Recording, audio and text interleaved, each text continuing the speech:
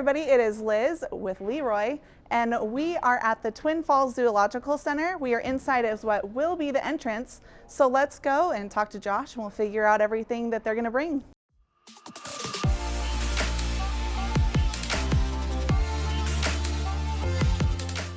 So we are inside the Twin Falls Zoological Center and we are with Josh. And Josh, explain to us the vision of what we've got going on here. Sure, yeah, so we are Twin Falls Zoological Center. We started working in the area, in the Magic Valley specifically, with exotic animals in 2018. We were basically a resource for the state, for private sector, for the fishing game. That's enough, dude. You're gonna get fat. For people who couldn't keep exotic animals. So we started taking animals, we'd vet them, make sure they were healthy, and then adopt them back out. And in the last few years, we've taken in something over 2,200 animals in just the last 2 years. Wow. So as we continue to grow, the dream of ours was always to open a facility to the public. We do shows, educational campaigns, we'll go to Boy Scout troops, churches, youth groups, summer reading programs, libraries. All of our shows are free of charge. We are a nonprofit, so we accept donations, but opening a facility to be able to reach more people more regularly was always kind of a dream of ours. Yeah. And we looked at a couple different places, and unfortunately being a nonprofit just means you don't have any money. I thought it came with like a fat check from the government. No, not the case. So we looked at a couple different places, and we needed to find someone that was willing to work with us while we built, as far as lease, and we asked Magic Valley Mall, and they've been fantastic. They were pretty excited about our vision and our goal for the facility, and so yeah, we're here, we're under construction, and it's been pretty exciting. That's awesome. So I know we've met 𝙑𝙤𝙤𝙜𝙤, yes, but as I look around, there's a bunch of different animals that my children probably would never have an experience to see. Sure, absolutely. And so they now get an experience to come and see them. So are they allowed, are you going to do like, can they touch some of the animals? Yeah, so absolutely. We fully believe that education is an important part of conserving our natural environment, right? So there's a quote, I'm going to be sappy and quote it, but it's by 𝙈𝙖𝙜𝙤𝙤𝙤, I think is his name. But he says, you only conserve, oh that was nice, you only conserve what you love, you only love what you understand, and you only understand what you're taught, right? So if kids don't realize the value of these animals and the importance in their ecosystem, they'll never want to conserve them. They'll never think that they're important enough to invest time or resources in protecting. So we want to get them as hands-on as possible. So we have tortoises that come from the Sahara Desert in Africa, probably never going to go to Africa, right? Most people from Idaho. But you could come and feed them, pet them. We're going to have a stingray tank. You can feed stingrays. So I know a lot of people in Idaho have never even seen the ocean. Yeah. So we're going to provide as many hands-on interactive opportunities as possible for people to come here, feed, interact with, and learn about the animals as possible. So yeah, absolutely. We'll be as hands-on as is safe. Some of the animals we have are either dangerous or large. We have a relatively large alligator. Like, sorry guys, you can't feed that one, but we're going to provide as many opportunities as possible for them. That's great. And so do you guys have a website where you're putting out prices already so people can buy passes? We do have, will you let go? We do have passes available online. And we do have a website, twinfallszoo.com is our website, and you can find the passes there. You can find passes there. We do have annual passes for sale now, and then as we get closer, we'll start offering day passes and otherwise. So. Perfect. Perfect. And what is approximate open date? So we were shooting for March 1st of 2022. We're still shooting for that, but we're calling it spring. Some of the things that we had to order for, say, we're having like an 11,000 gallon stingray tank. Well, the filtration for that is special made, and the parts to make that, turns out, are locked in a cargo container somewhere off the coast of America. Oh, that's so, nice. Yeah, so some of the stuff is taking longer to get than we anticipated. So basically, depending on availability of materials and all that kind of stuff, we'll get open as soon as possible. That's great. I just bit a hole in my shirt. 𝙑𝙤𝙤𝙜𝙤 likes to be the center of the attention. He does. He's like, you're talking to everybody else but me. I'm sorry, dude. So where would people, if they were out traveling, find a 𝙑𝙤𝙤𝙜𝙤? So 𝙑𝙤𝙤𝙜 came to us from an exotic bird rescue in Idaho Falls. That's right. Show us your dance moves. So we encourage, we still do take in animals, make sure that they're healthy, and adopt them back out. So we encourage people to, if you're looking for a bird or a reptile or anything, just to check shelters and rescues first. So depending on their area, I would just look up exotic bird or parrot rescue and then inquire to see what's available and kind of go through the adoption processes. So explain to us a little bit of the vision out here. I know we can't see all of it because there's a whole big area over there. There's a big area back here. And there's an area behind Chance that has an alligator in it. Yeah. So explain to us a little bit out here what the vision is. Yeah, absolutely. So basically, Magic Valley Mall gave us 2 spaces. So we take 2 spaces, we combine them into one. Our vision is that you kind of walk in, you'll pay your admission, there'll be some animals to interact with in the front, and then as you continue down, there'll be different stations for touching, feeding, or some animals that are just on exhibit. And our deal is, we recognize that keeping animals in captivity is something that people have done for a long time. And our goal is to inspire people to keep them the best way possible. So our exhibits, we want to be oversized, live plants, lots of enrichment, a lot of interaction. Sometimes if you're keeping an animal and it's just in a plain tank, it's for sure not enriching for the animal, but it's not really engaging or enriching for the keeper also. So we believe in keeping less animals and keeping them better. So we're gonna have as many animals as we can fit in here, but we're not gonna, they won't be stacked. So our alligator exhibit is one of our biggest exhibits.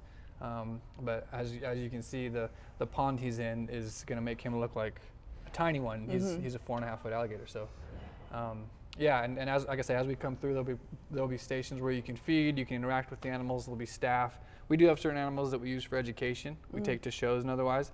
They'll be in the back, just to prevent like a ton of stress from people coming through all the time.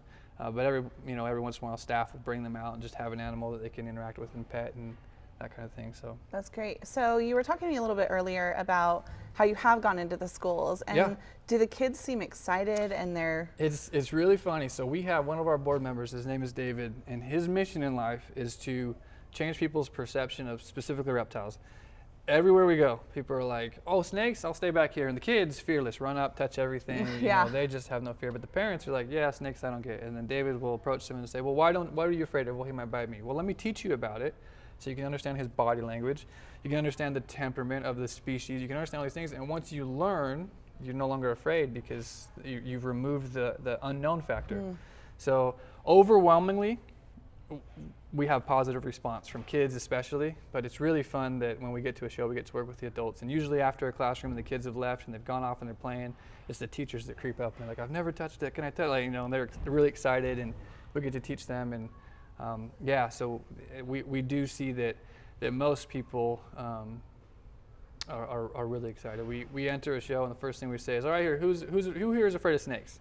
And we're talking to preschoolers to, we've done senior centers, anybody. Who here is afraid of snakes? And most of the time, there's a few people in the crowd. That'd be me. I'd be raising my hand. Absolutely. A few people in the crowd, raise your hands, and by the time we talk about the species, where they come from, how they act, what's unique about them, now they've gone, "Wow, I had no idea they lived that long," or that's how they ate their food, or that was how sensitive their sensory organs were. And then they're pretty jazzed, and then by the end of the time, they're actually touching it or getting closer to. So yeah, that's probably one of the coolest parts of going to the schools. That's great. So all the animals in here, or pretty much all of them, they're rescue animals, correct? Yeah, absolutely. So I mean, you don't get into this unless you like animals yourself.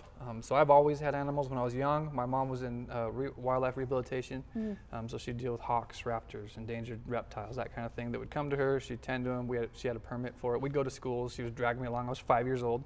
She'd drag me along to the schools, and I'd be part of the presentation and stuff. So I've always had animals. So some of them are my personal pets, but the majority of them come from just the general public or state agencies that either the animals are either abandoned, they can no longer care for them, or in certain cases they're illegal to be kept and they were seized in the state. To their credit, it doesn't just euthanize everything that comes across its plate. So they say, "Hey, we don't have a place to keep this alligator or this alligator or this alligator or this alligator. So can you guys tend to them?" And we do have the permits for that, and we work closely with Fish and Game for some time, so we have a great relationship with them, and they'll find animals, and rather than just doing the easy thing and euthanizing them, they'll send them to us and we'll tend to them, and we work to find places that are licensed, permitted, and capable of keeping them out of state or other facilities or otherwise. And so yeah. That's great. Can you tell us a success story of a really sad animal that you've seen and how you changed their life? Because in my mind, animals have feelings too. Sure. So I grew up on a farm, and so our animals were our way of life, and yeah, absolutely. Yeah, we have quite a few animals that have come to us, and I will say this: a lot of people, when we post that we offer rescue services, surrender services, they go, "You guys are heroes. You guys are doing the hard work," and it is hard work. But the reality is, most people are, what we've experienced at least, most people are decent. they have an animal, they're really excited, they keep the animal, and then at some point they can no longer care for it.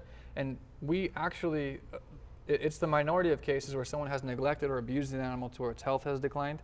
A lot of times it's either the animal's perfectly healthy and they realize they're not going to be able to care for it for much longer, so they contact us before the animal's health declines, or people just were ignorant about their care and they tended to them regularly and they doted on them, they loved them, they interacted with them, but they fed them the wrong food, so they grew incorrectly. And that's another huge part of our goal here, is to say, hey, do you like this species of animal? Well, here's what it actually takes to take care of it. We have one tortoise in particular, and I'll show you these guys. It's an African spurred tortoise, a sulcata tortoise, one of the most popular species of tortoise in the pet trade. And these particular guys, they're cute as a button. They're this big when they're born. They're $60 at a pet store. Everyone loves them, but they're the third largest species of tortoise on the planet. They get to be up to 200 pounds. Two of the guys we got because the owners had them from a hatchling, and they would rip their fences down to get out. Just pull their fences right out of the ground. And she couldn't afford to fix her fence anymore, so she sent them to us. So these guys in particular, they have a very specific diet, but a lot of pet stores get animals in, and they just sell them to the first person at the door. So the pet store told the owner of this tortoise that they ate only fruit. Well, that species comes from the Sahara Desert in Africa, not a lot of sugars. That particular species of tortoise just can't digest sugar very well. Kept them indoors, no exposure to UV. And her name is Lumpy. You'll see, compared to a healthy adult male versus Lumpy, her shell is misshapen, her bones are misshapen, all of her organs are compressed in different areas. So she will never reach full size. She will probably have mobility issues later on in her life, and it's irreversible. The damage is irreversible. But she's healthy, she's active, we tend to her, and we're trying to give her the best life possible, but we take her places to teach that. Do you see this tortoise? He should look like this. The reason he didn't look like this is because they didn't know. And when she surrendered him to us, she was weeping. She was so sad to see him go. They were her friends and her family, and she just literally never knew better. She was headed to college and had him for 9 years, and couldn't take him to college with her. And she actually, for the 2 years we had her, she'd message me once a month, ask for pictures and updates. And so it's just a lack of experience or education on how to care for them. So. Yeah. So what can the community do to join together and help you guys be the best that you can be? The best thing, first, right now our primary goal is to raise funds for sponsorship. So we have different projects here. I mean, everything from our water softener system that's required for certain components of keeping animals, or for the construction of the exhibit, we have it broken down to a price. So if anybody wants to sponsor an exhibit, our sponsorship packages cover, if we had to purchase the animal, which most of them we don't, but if we had to purchase the animal from a licensed breeder, the purchase of the animal, the construction of the exhibit, and the veterinary care and feed for the animal for 1 year. So it's all in one package that takes care of everything. And we have prices for projects that go from $800 to a stingray tank that's $80,000. Okay. So we have a bunch of different projects going on here that we're seeking businesses and private people to sponsor. The biggest thing in the meantime is to just spread the word, share page, share videos. We continue to run into people, even though we've been working pretty tirelessly. We started in Magic Valley, but we work all across the state, even into Utah. We have fishing game. They're not fishing game in Utah, fishing, whatever. We've had agents from another state call us to assist with cases of seizures or abandonment or otherwise. So the best thing they could do right now, really helpful, is to engage with us on social media, and you can find us on any social media platform at Twin Falls Zoo. Engage with us on social media, share the page, like it, share the posts, and just spread awareness. That would be really helpful for us right now. So. Perfect. And final question, we ask this to everybody. What is your favorite thing about the Magic Valley? Oh, favorite thing about the Magic Valley? That is a really tough call. I really like the community. So I live in Buell, building the center in Twin, and just meeting people here and there at a gas station, and then meeting them again in Twin, or bumping into somebody at Costco or stuff like that. I like the way that the community feels connected, and it feels like people are there for you type of deal. So my wife and kids feel safe to go on their own and go to the park, and that's really important to us as a family, and that's kind of why we chose Twin Falls. Just because of the sense of community, and we feel like this is going to be a very valuable asset to the community, so we just want to contribute to that. So, well, thank you so much. I'm excited to go and learn more about some of the animals that I have fear of, but absolutely, some of the other ones that I just don't know about. Sure, so absolutely. Thank you so much. Yeah, absolutely. Thanks.